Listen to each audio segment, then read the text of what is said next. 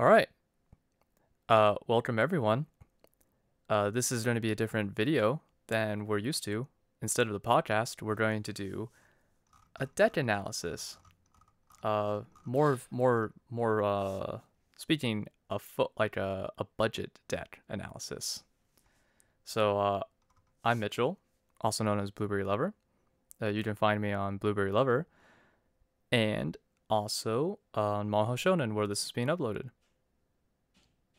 All right, and I'm Victor. Name work in progress. But for now, for the sake of ease, you can find me at Massive Banana, and it's on Moxfield. And yeah, so what's going on today, Mitchell? Well, what are we doing?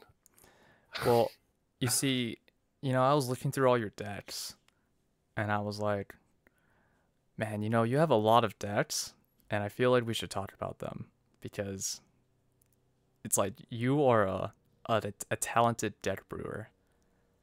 What can I And say? I like to cook. you you like to cook. Yeah, no, for reals.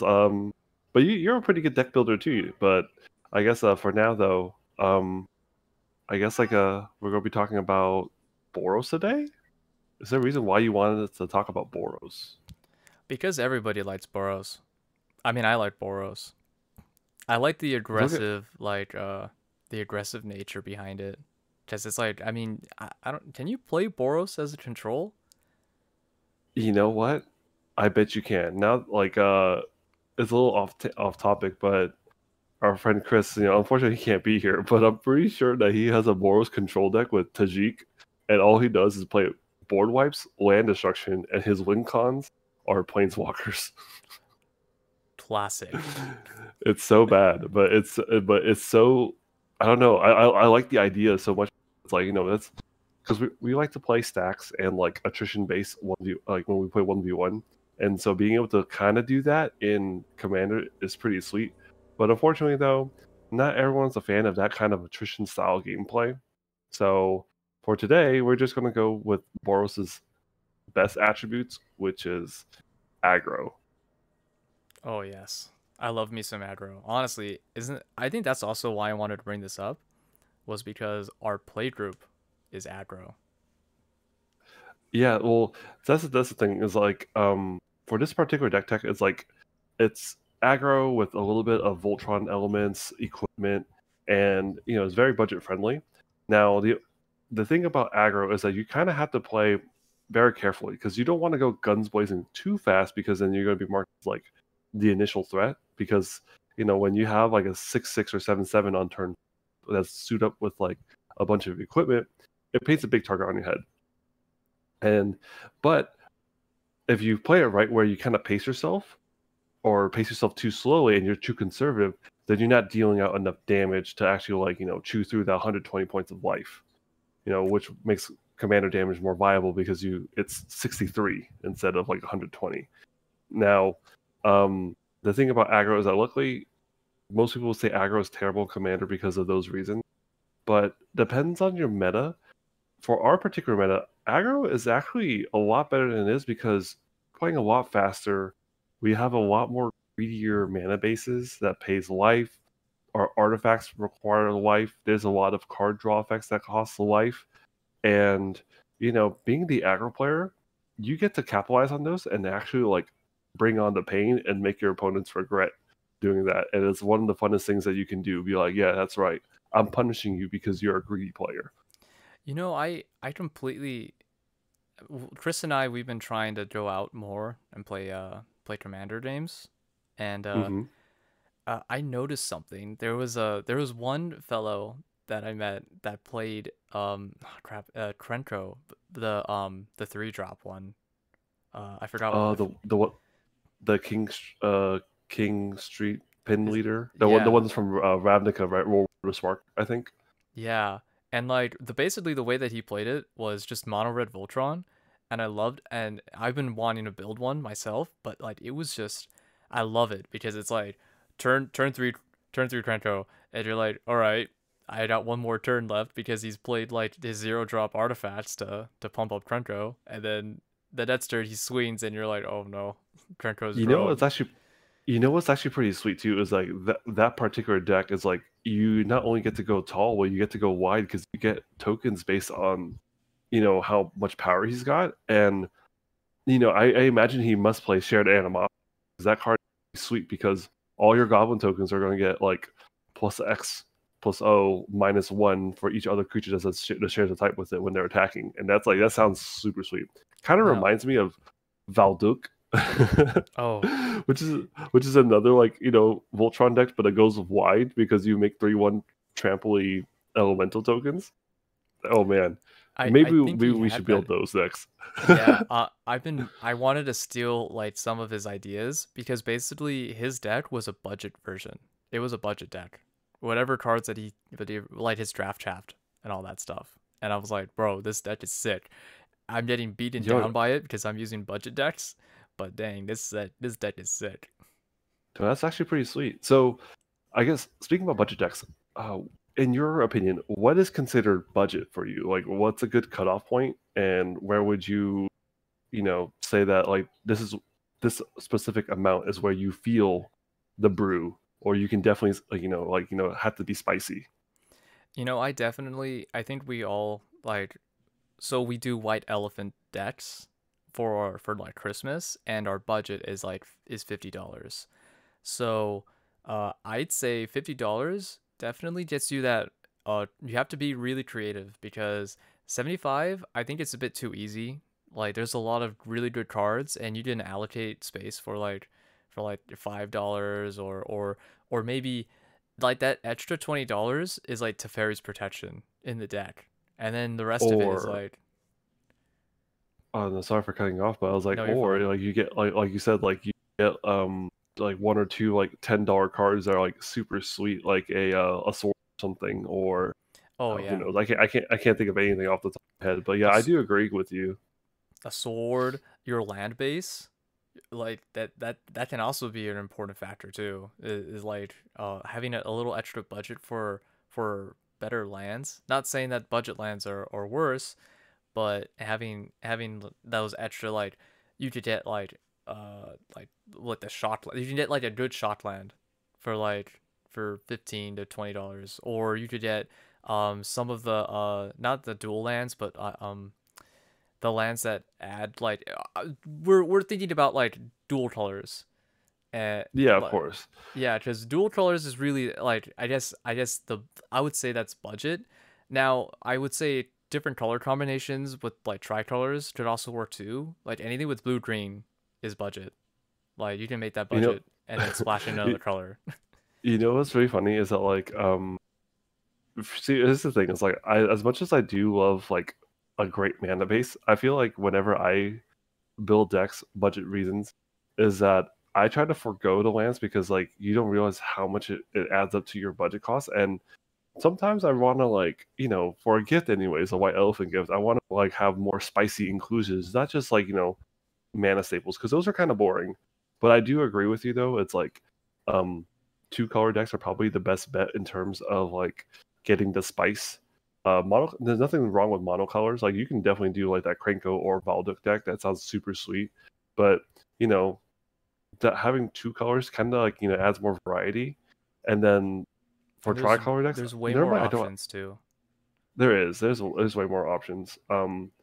Oh, it depends. Like, there's a lot of options. Don't get me wrong, because if you go on Scryfall, every like red or white commander that's available, there's tons of tons of them, but are not all of them are that unique or that great to build around. Whereas like Hmm. dual colors, you got a little bit more spice in there.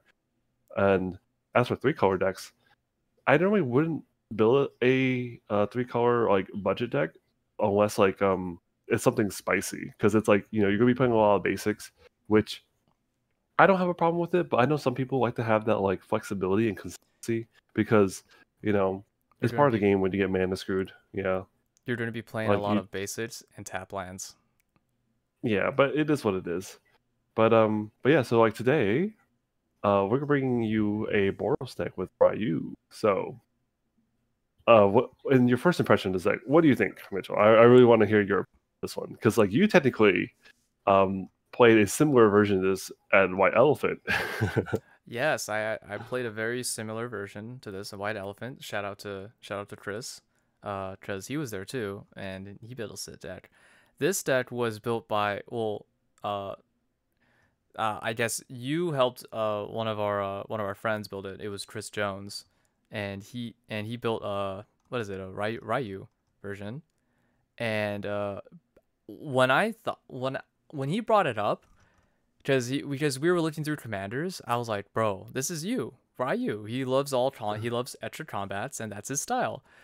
I didn't expect it to pop off in the two games that we played.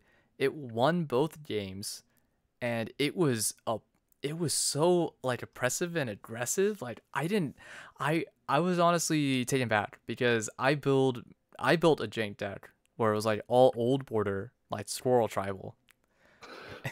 You And know, so Squirrel Tribal is pretty sweet though, and it I'm so surprised because I thought that your generation would be able to like stonewall this aggro deck or something. That's what I thought, it and I am so impressed by like when you told me that the two games you guys played, Ryu took the win both times. That's sweet.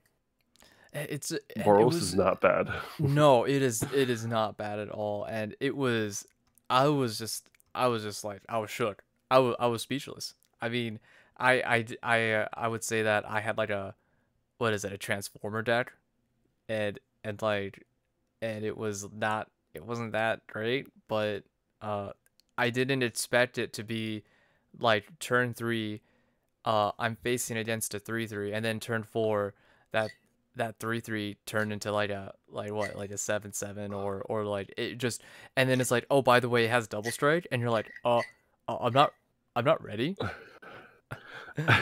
Well, for context, so like can you tell us? Do you remember like the four decks? Was it four of you guys, right? That did the white elephant event. So it was was it not who's the squirrel that the Goldari squirrel? I mean, I guess I could look. So you built Chatterfang.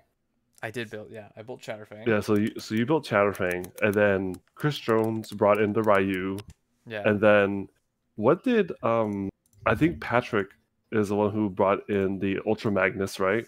Yeah, it was Ultra Madness. Which And honestly, I that mean, I thought it would be a lot better because it's like basically like sneak attack and stuff. yeah, Ultra Magnus. I'm so surprised because like he feels so over the top. It just sounds like a bomb. But But I think but I guess the problem was is that he's tricolors, and like it's really hard for the budget. Like thinking about it, like the lands, the ramp base. I mean, green is getting really expensive now with like oh their ramp base.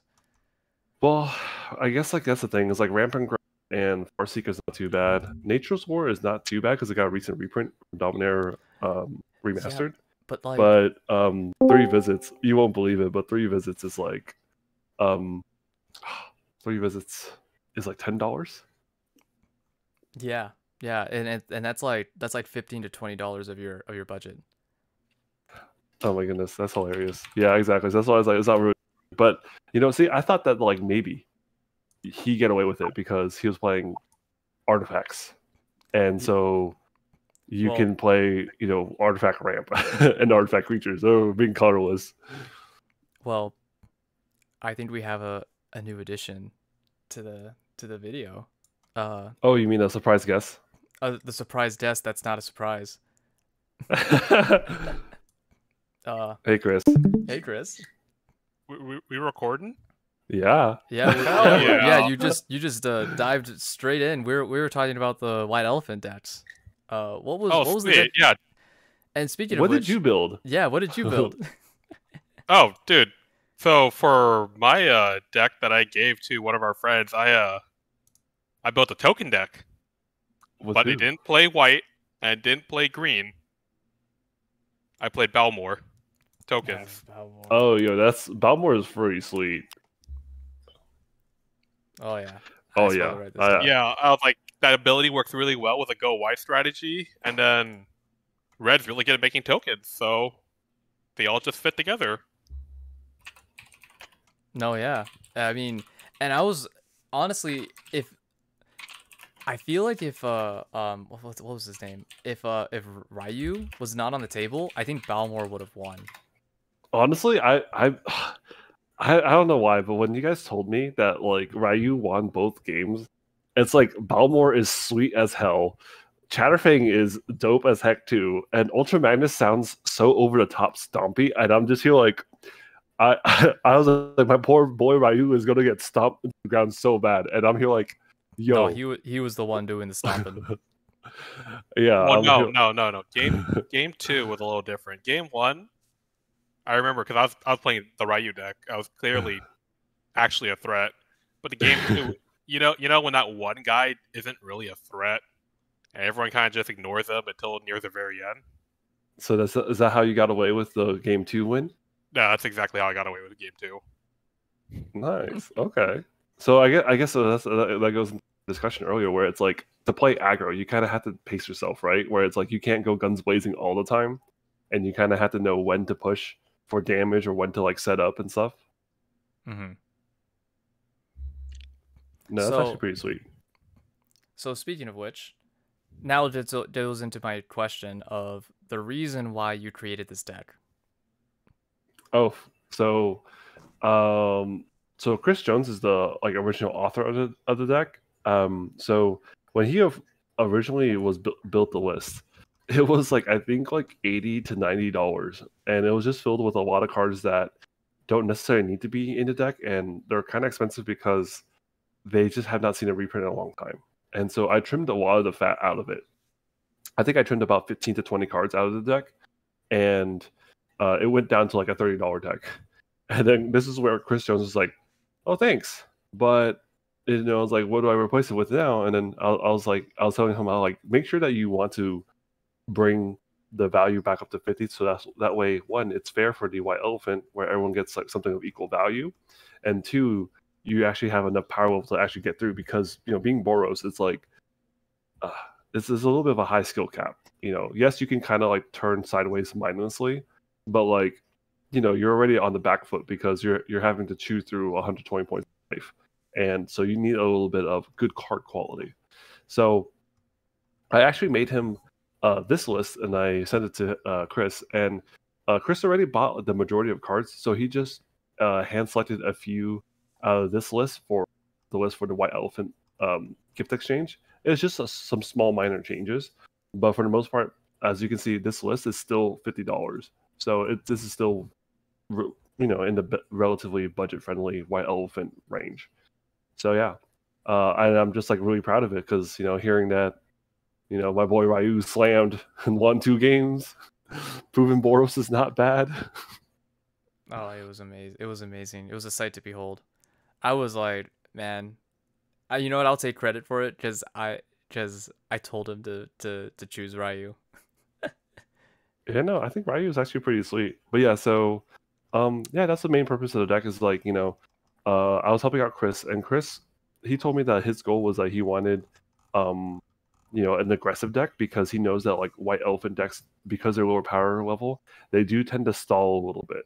So you need to either go like over the top stompy, but he wanted to go something a little bit faster, so then that's why it's like, I trimmed out a lot of the excessive fat that was kind of like not necessary. And then, I had to get kind of creative with like the creature package and the equipment package, as well as like he wanted to keep the theme of like exalted in the deck because Ryu, you want to swing first and then get the extra combat. You want to deal the commander damage with him too. Yeah, ideally. So I took those ideas that he wanted, and basically the first combat, ideally, you have Ryu really, really big, and then you get the second trigger, and that's where like your second creatures can come in, or even if your second creatures don't want to even come in, then that's when you can still like double stack, like for example, Sublime Archangel with all those exalted triggers. Oh my gosh. So yeah, exactly. So it's like you get double the value, and with Ryu actually having first strike too, it's like you don't have to, they're going to have to chump block quite a lot. So it's kind of sweet that he has like inherent offensive protection away. Yeah, I think that I don't know if like first strike is underrated, but first strike is really good. Double strike is always great. I feel like first strike is getting nerfed. Is it how? I don't know if you guys have seen it, but a lot of the newer cards, you can pull. If there's a one, they will say have first strike either on your turn, so that Oh yeah, that's the only true. thing. Yeah. Yeah, Yeah. because it's way too good. Yeah, especially in limited. First strike is a nightmare in limited, so it makes sense. But even if it's on your turn, that's still like, oh my gosh, like when you swing in with that card, you're like, I don't want to block. Yeah, exactly. Um, But yeah, so I guess my next question would be, how do you get there? Like, we have a clear goal. It's to play Ryu, right? And then ideally, yeah. deal commander damage with Ryu after pumping it up. So how do you get there? So usually your ideal hand, you want to start off with like some lands and like one or two rocks and either some sort of card advantage or a piece of equipment that actually can kind of like actually push you through for damage. Ideally, it depends on your meta game, but if you're going against grindy people, if they're really slow, having a strong piece of equipment can definitely get you there. Otherwise, try to get some card advantage. But a lot of the creatures in the list are like either artifact creatures that have reconfigure, so you can soup up Ryu, or they're like value creatures such as Shram or Akiri that essentially play into the equipment strategy, and you get like value from it.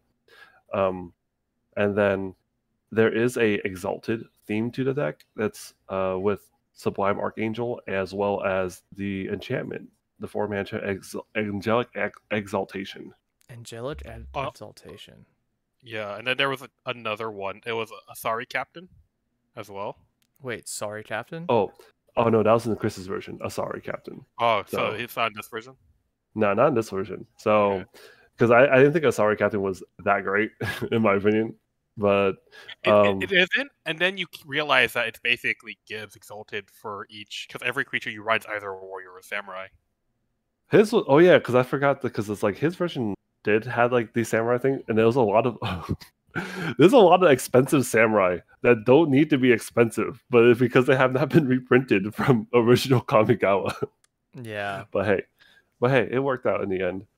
But yeah, so but essentially the deck though is that you just want to soup up Ryu, make him really big, you swing, and then getting your second combat. If you have if you have Sublime Archangel or the Angelic Exaltation with like equipment that gives trample. Oh, yeah, it's just double trigger yeah. for exalted. Yeah, you just get to go ham. Otherwise, you can clear the way and then swing in with Akiri on your second, or like any other like creatures that you might have that want to like get in for damage. Because that's the only issue with the deck is that when you're chewing through one person, you might not have enough damage, or you're too slow because you're killing one person at a time.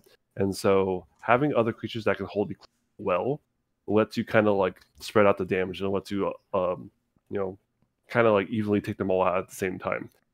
And this is where like skill comes to play too, because it's like sometimes people tell you to like mad dog one person, and depends. Yeah. Sometimes that is the correct goal, but like and so technically you're not wrong if you want to swing with Ryu, get second combat, swing with Ryu again for the exaltation bonus.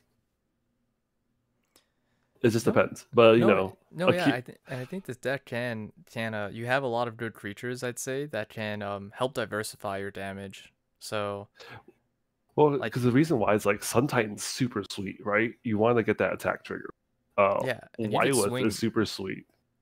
Who? Wylith. Yeah, Wylith. Yeah, because like he also lets you like draw like equipment attached to it. Akiri also kind of wants you to attack other people too. Mm-hmm. So that's the thing is like you can kind of pivot. You don't have to go mad dogging one person.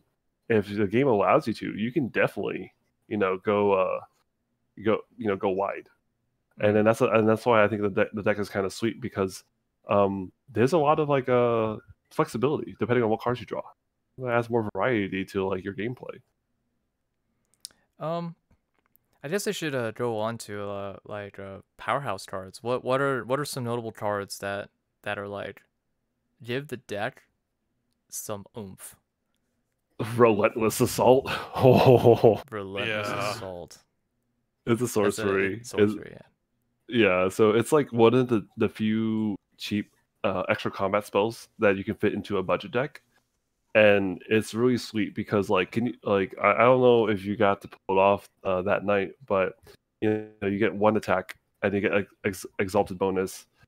You get to go again with Ryu, and then you go Relentless Assault. This man is swole as heck. Keep scrolling. Yeah, he just keeps growing, and then so I think Relentless Assault is really underrated, and I'm kind of glad that it's still like around the $2 range. Otherwise, like Dang, $2. mhm. Bill. Yeah, I know, right? It's like, but whereas like every other extra combat like card is like has gone up. So in the original list, I'm pretty sure that like Morag was there because this list did have Morag in it. I'm about to But take out Morag from the deck. you know, no, Morag should be already in the deck because like it's because is he? at the time he was only in this particular list I moved him to the considering section. Okay. Okay. Because I keep this deck updated to tried its best to be around $50, but Morag at the time of the building of this deck was only $2.50 for the cheapest copy. Oh yeah, because what is it like? He was so like there's so many copies out there, and then it's like I feel like people didn't believe. Yeah, no, and then that's the thing too is that like Morag is a little complicated because of like how he's worded his landfall. That you don't get the extra main phase; you just go straight into combat. So, and then so you kind of have to play him correctly to get the proper thing. But Morag was super sweet in his deck because he was a great attacker as well as like making Ryu even more swole. So, yeah. So unfortunately, as much as I do like that Morag is getting his spotlight and people are finally respecting him, he is now a $7-8 card and he's no longer budget friendly anymore. So Relentless Assault is only source of extra combat we got. Mm-hmm. But otherwise, I think like other big heavy hitters that we have in the deck is things like Nettlecyst. Nettlecyst is super sweet. Oh my gosh, yeah, Nettlecyst. I can't believe this card is like this cheap still. Oh wait, it went up. It did go up. It's $2 now. Before it was like I remember, it used to be like under $1. Yeah, it used to be like 75 cents. So, quickly guys, grab your sweet copies before it goes too high. Bro, I have like too many. Like this was like one of the only cards that I pulled. Yeah, I have a lot of it too, but I'm here like this card is definitely gonna see more play in like if Voltron strategies like become more popular. They never are. It really depends on like the commander that comes out, but everyone likes playing value. Yeah, that's the thing. It's like it's hard to play a Voltron that also has value. But yeah, Nettlecyst puts in it's a ton of damage. Another like sweet comeback card is Mantle of the Ancients. That's a aura, and that lets you get back anything that was destroyed, and also gives you a huge bonus for each equipment and aura that you attach back onto that creature.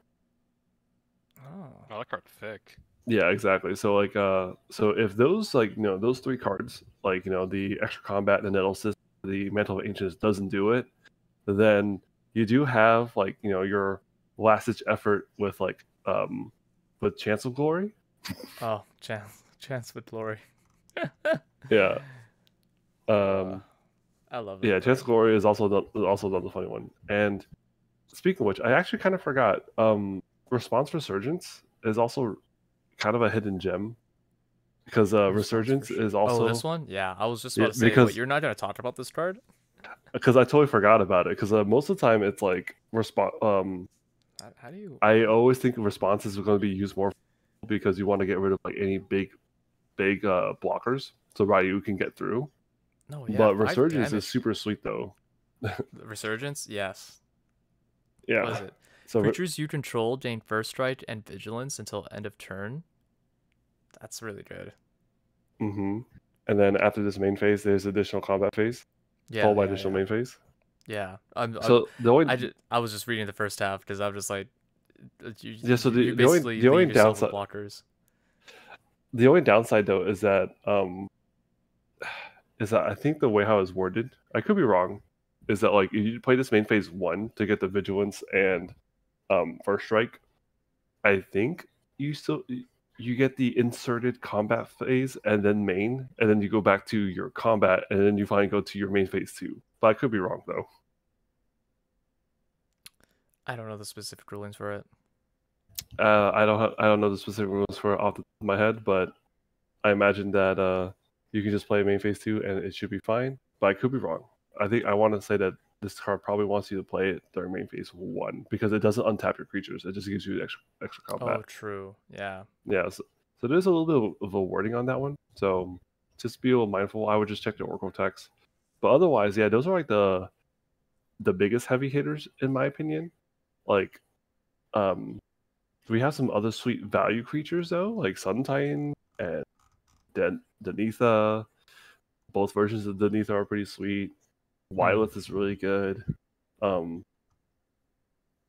Yeah, like otherwise, I think your brew it's really cohesive and it's definitely focused, and there's a lot of avenues, which is I think really good for a commander deck.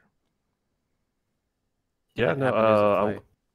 I'm kind of glad that it does work because it's like I was worried that like without like strong equipment, you kind of have to kind of get really creative. Hold on. So you talk about strong equipment. Wait, yeah. And Mitchell, I'm asking to pull this up. But where's Grafted Wargear? Grafted Wargear? Oh, you know what? My God, where's Grafted Wargear? Grafted Wargear is pretty good. You're not wrong. Yeah. I was in the considering section, but I was it was. Oh, it was. It wasn't before when I was building it because I was looking up like what gives the biggest boost. Oh, and then I was like, it's Grafted. No, Wargear.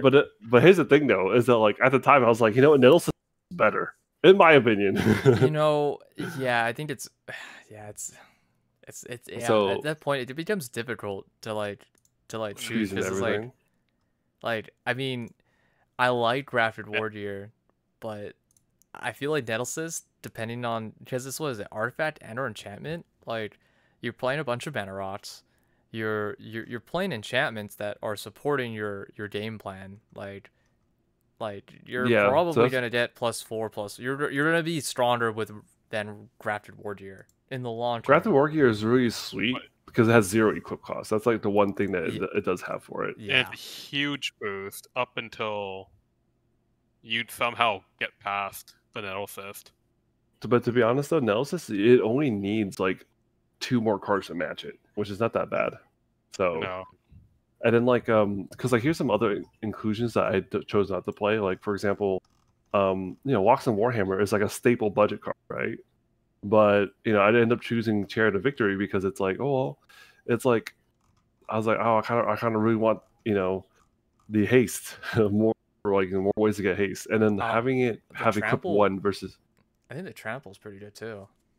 Well, trample is really good, but I'm just saying that if you're, I was in my mind when I was building this list, I was comparing it to Walks and Warhammer. Walks and Warhammer has trample and lifelink. This one, it's like it gives trample, which is both fair, and I'm trading lifelink for first strike and haste. Now, if I was equipping this onto Raiyuu already has first strike, so it's redundant. But then this is where it's like I feel like Chariot of Victory is a kind of underrated card that I wanted to see more play, just a little bit. And 2, it has the equip of 1. And sometimes mana can be very tight when playing green. I think that equip of 1 is really strong. It's funny because we saw this card. Me and Mitchell saw this card this week. Oh yeah, because I played it. No, was it you who played it? I thought the other guy played it too. Did he play it too? We're talking about the Krenko deck that we were talking about earlier. We talked about it. Cool. The mono red Voltron deck. Yeah, I think he did play this. It's not bad. It's pretty sick. Yeah.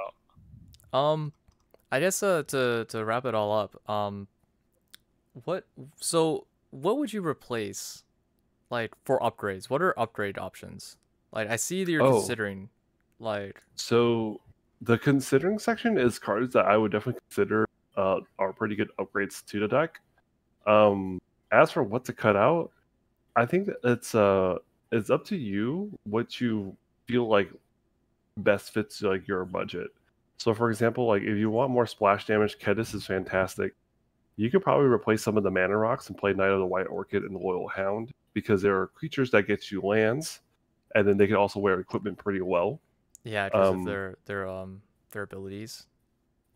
Exactly. So then, Professional Facebreaker is also a really good one. So if you do go pivot into like that going wide, you can get more card draw, and then also making treasures is also a form of ramp.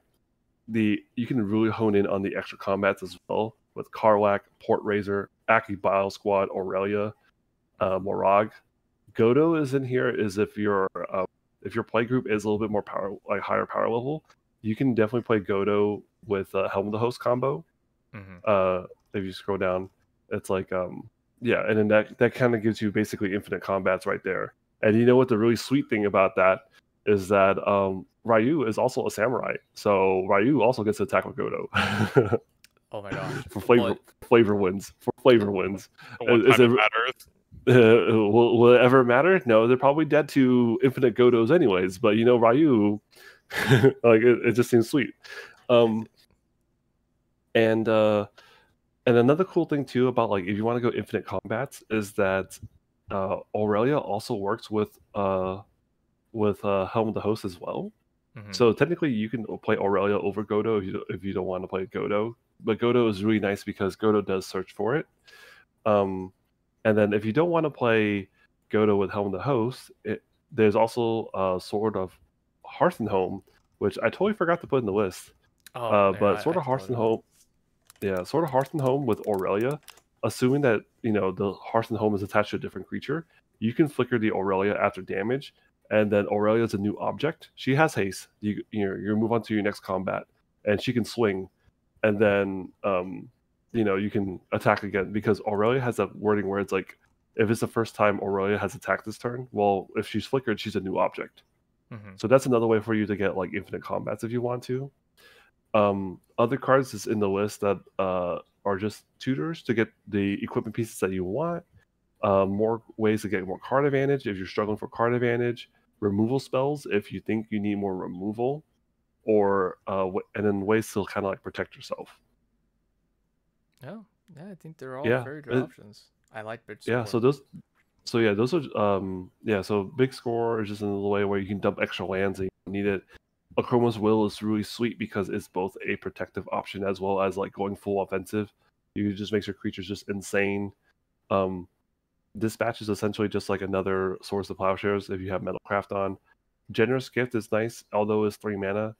You could hit any permanent. So let's say, for example, if someone is playing Glacial Chasm and you can't do any damage to them, well, Generous Gifts will help you hit that.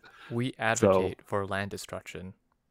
Well, you need something to get rid of problematic lands, because like there are some really strong lands out there, like Cabal Coffers, Gaia's Cradle, stuff like that.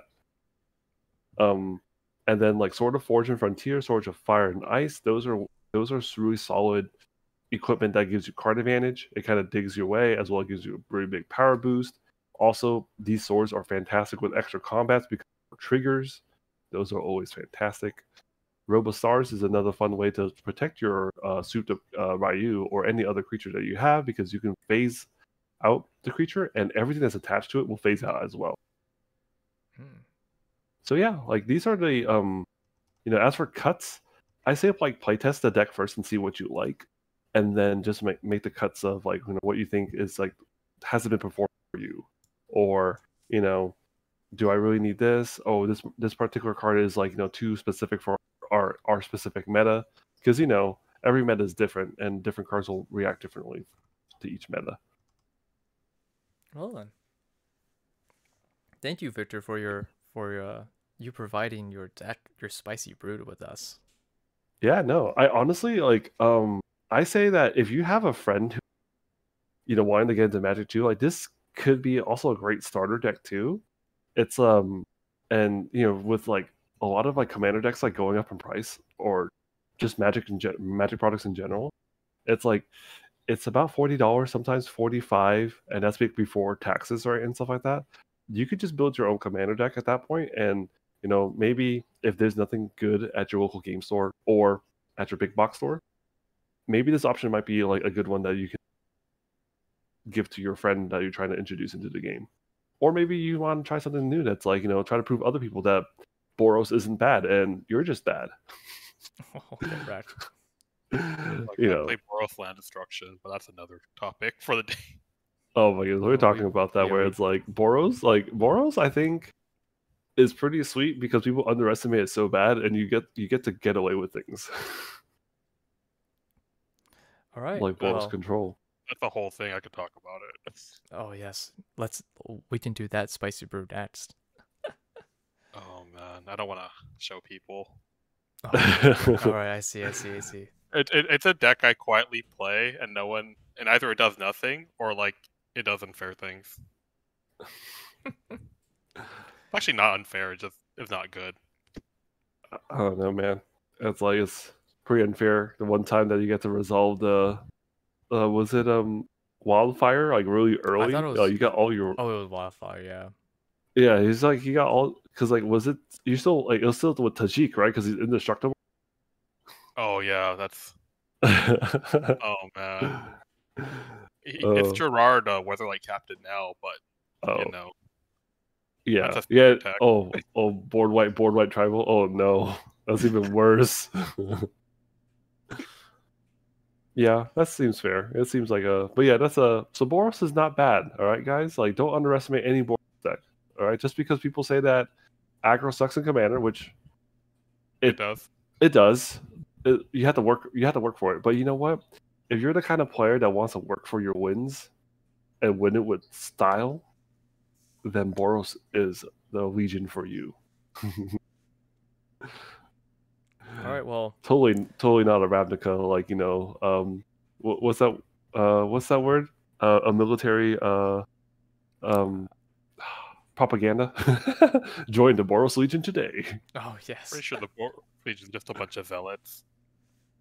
Hey, they keep the streets clean. Well, the link of this deck list will be in the description below. Yeah. Do we have any final thoughts before we sign off? Well, I showed up really late because I was doing things, but it was nice talking to Mitchell and Victor. Oh yeah, no, I was surprised. I thought you were. Oh man, I'm here. Like now, we gotta ask you to like post about your Balmor deck, maybe next time. I'm down for that. Yeah, I actually want to know I want to know the details about that deck. Oh, like, dude, I can tell you the whole origins of what I originally planned. Next time, though. Or, I have my Balmor list. My Balmor list is just as good. Oh my god. And then we should do mostly common and uncommons. No, I actually don't know, but yeah, no, I think that's a funny discussion. And then we'll do a Levon month. Oh. Oh, Levon everywhere. Here's a question: is it going to be a budget Levon or like going crazy Levon? Because Levon can do both. It will be. We'll just talk about Levon doing Levon things. Exactly. Yeah. All right. Anyway, well then, so I'm Blueberry Lover, also known as Mitchell. You can find me at Blueberry Lover on YouTube and Maho Shonen, where this is being uploaded. And I am Victor. For now, just Massive Banana. You can find me at Massive Banana. There's an underscore on Moxfield. And give me a follow or comment down below or shoot me a message on Moxfield, whatever works. Comment on this list if there's any other budget brews that you might be curious about. And I could probably help you guys out because, I do love cooking. All right. And I'm Chris at wakeupgaming.com. Hopefully my stuff is posted down below. If you're more interested in cube stuff, then that's where go over to my stuff, and I do a lot about cube. I even wrote, oh god, I realized like maybe like a 40-page Bro, you're guide dedicated. Dude, I wrote a 40-page guide on how to build Boros aggro.